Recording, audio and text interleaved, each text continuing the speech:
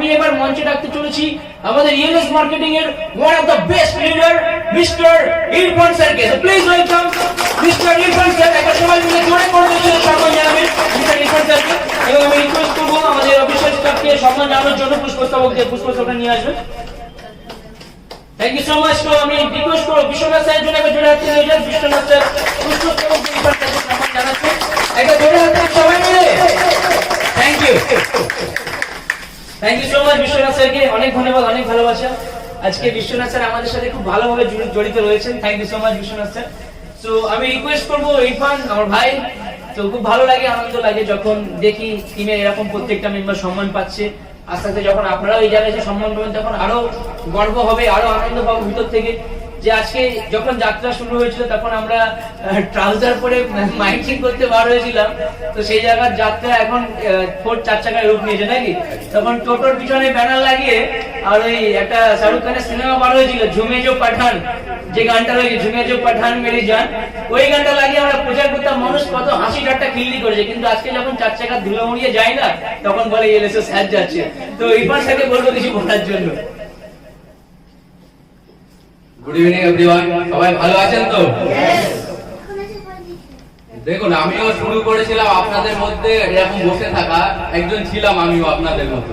হয়তো 1 থেকে 2 বছর এখানে বসেছিলাম। ওই আমাদের যে একটা আগে সেমিনার হল ছিল যেটা আমাদের ওখানে বিরাতে যেটা ছিল, সেখানেও আমি ওখানে বসে থাকতাম আর ভাবতাম যে কবে আমি এই জায়গাটায় আসতে পারবো, কবে আসতে পারবো। তো আপনারাও সেম এখন হয়তো সেটা ভাবছেন যে কবে আমি এখানে আসতে পারবো, এই জায়গায় আসতে পারবো।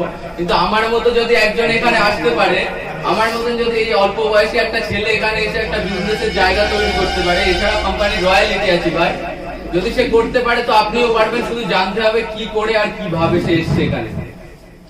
তো সবার ফার্স্ট বলতে চাই, আমি যখন শুরু করেছিলাম অনেকে কিন্তু অনেক নেগেটিভিটি কথা বলেছিল। যখন আমি কলেজ লাইফ শুরু করি তখন পাশাপাশি যখন এই বিজনেসটা শুরু করি, তো অনেকে কি বলতো জানেন তো, যখন শুরু করেছি যে তোর দ্বারাই কিছু হবে না, এই সব কোম্পানি থেকে কেউ কোনোদিন সাকসেস পায় না।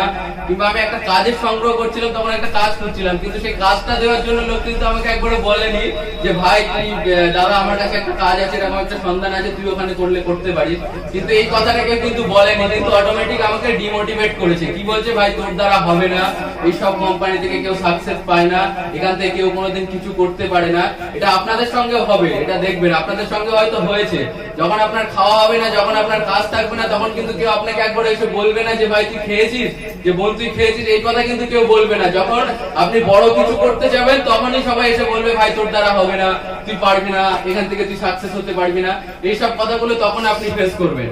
এবার যখন এই সাকসেসটা পাচ্ছি আস্তে আস্তে, তখন তারা দেখা হলে সেই হিসাব করে কথাও সেইভাবে বলে না।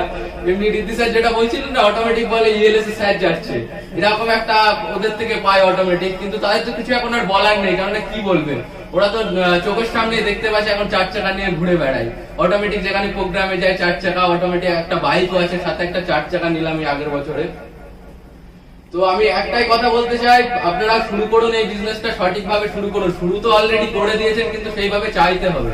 যদি আপনি না চান তাহলে কিন্তু অত সহজে সাকসেস হতে পারবেন না। কথাই বলে না যে তাজমহল কিন্তু 2 বার তৈরি হয়েছিল, একবার হচ্ছে হাকিকাতে আর একবার হচ্ছে ব্রেনে, তাই তো। তো আমাদেরও সেই সাকসেসটা কিন্তু, ইতিহাসটা কিন্তু একদিনে তৈরি হবে না। আগে নিজের মাইন্ডের ভিতরে আগে আনতে হবে, যে মনের ভিতরে যে আমি এখান থেকে একটা কিছু করবো, সাধারণ মানুষের পাশে দাঁড়াবো। এইসব বিষয়গুলো যতক্ষণ না আপনি নিজের ভিতর থেকে না আনতে পারবেন, ততক্ষণ আমার তো মনে হয় সাকসেস হওয়া সম্ভব না।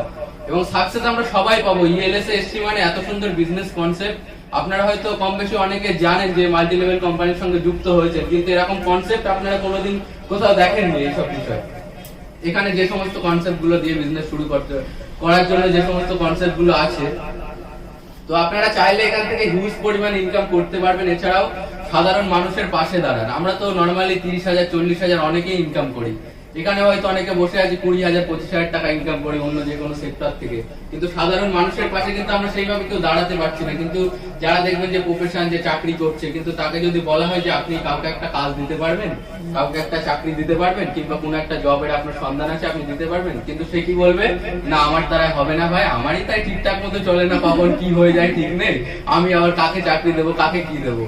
তো কিন্তু যদি সেই কথাটা আমরা ইএলএস যে মেম্বাররা আছি, আমাদের সামনে যদি কেউ এসে বলে যে দাদা আমার একটা কাজ দিতে পারবে, যে বোন আমার একটা কাজ দিতে পারবে, আমরা কি বলবো, হ্যাঁ কোনো অসুবিধা নেই, আপনি পার্ট টাইম হিসাবে শুরু করতে পারবেন কাজটা। তাও আপনাকে স্যালারি সিস্টেমে। আপনি পার্ট টাইম হিসেবে শুরু করবেন, তাও স্যালারি সিস্টেমে, যেখানে 1000 টাকা থেকে স্যালারি শুরু হচ্ছে, 5,05,000 টাকা পর্যন্ত স্যালারি। কোনো এডুকেশন লাগে না, কোনো কথা বলার কোনো ক্যাপাবিলিটি লাগে না, কোনো কিছু লাগে না। নর্মালি আপনি এসে এখান থেকে একটা হিউজ পরিমাণ ইনকাম করতে পারবেন। এইভাবেই তো আমরা ইএলএস এর মাধ্যমে সাধারণ মানুষের পাশে দাঁড়াতে পারছি। তো আপনারা কাজ করছেন এবং অনেকে অনেক র্যাঙ্ক পাচ্ছে, এটা ভেবে খুব ভালো লাগছে যে আমার টিম থেকে অনেক মেম্বাররা সাকসেস পাচ্ছে। তো সবাইকে শুভেচ্ছা জানাই সেই সকল মেম্বারদেরকে, এবং যারা আছেন এখনো র্যাঙ্ক পাননি, আপনারা চেষ্টা করুন এবং সেইভাবে কাজ করুন যেন আগামী দিনে ইএলএস থেকে আমরা একটা সুন্দর ভবিষ্যৎ তৈরি করতে পারি সকলে। তো এটাই বলার। থ্যাংক ইউ সকলকে। ডাকি যেহেতু আমরা খুব ক্লোজ থাকি প্রথম থেকেই, তো এই স্যার কিংবা এবার আমাদের এমডি বাবুল স্যার, এনাদের জন্য সম্ভব হয়েছে আমার এই আজকের পথ চলা, এত সুন্দর একটা কনসেপ্ট যেখানে আমি এসে কাজটা করতে পারছি এই স্যারদের দুজনের জন্য। তো স্যারদের জন্য একটা বিগ ক্লাবিং সবাইকে।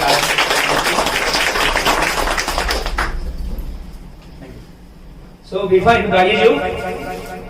সো আমি এবার ইরফানের সাথে সাথে আরেকজনকে মঞ্চে ডাকবো, সুস্মিতা, যে একটু আগে সম্মান নিয়ে চলে গেল। সুস্মিতাকে একটু মঞ্চে জন্য অনুরোধ করবো। সো এবার বুঝতে পারছেন যে একজনকে সম্মান জানানোর জন্য দুজন মানুষকে মঞ্চে রেখে দিয়েছি নাকি? শুধু সম্মান যে নিচ্ছি তা কিন্তু না, সম্মান প্রেরণা করছি, সম্মান দিচ্ছি নাকি?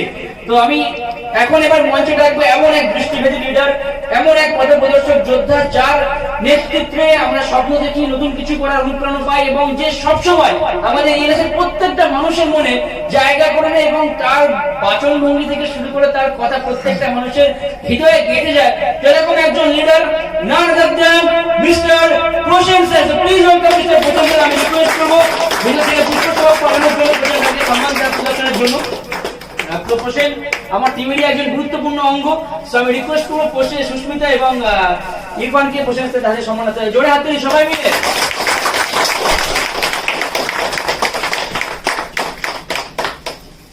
Thank you so much. পুরস্কারটা হাতে নিচ্ছে আর মনে মনে ভাবছে আসল সম্মান তো অ্যানুয়ালে গিয়ে মারবো নাকি?